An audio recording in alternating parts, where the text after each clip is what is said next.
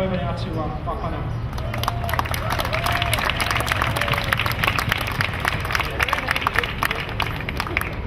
Thanks very much, Richard, and we're meeting here on Kaurna land, and we're going to have an official welcome to country very shortly.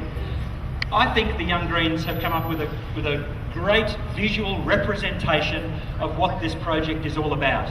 They've used the government's own black balloon campaign to highlight the greenhouse gas emissions that come from this project.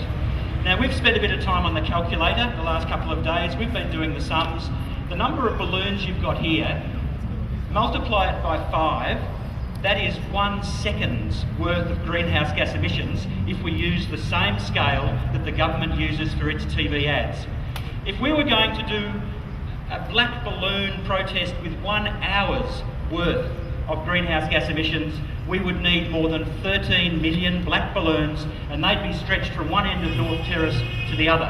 This project, we know, will use more electricity than every house in Adelaide combined. It is going to blast a massive hole, not just in the earth, but also in our need to reduce our carbon pollution. We know from scientists that the trajectory we are on is unsustainable. Climate change is running out of control unless we turn it around. So projects like this are entirely the wrong way to go, especially given that there is no commitment from BHP Billiton to power this project with new renewable energy. But if we were going to go through the thousands of pages of EIS, all the issues that are raised, we'd be here all day.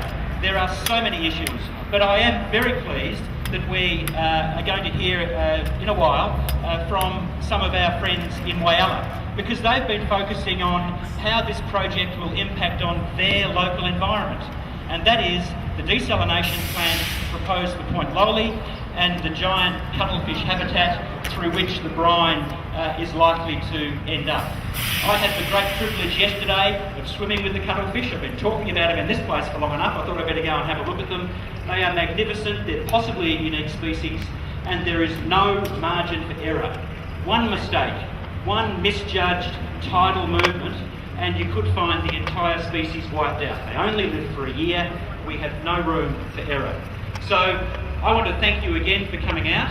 The government is closing the public consultation period today.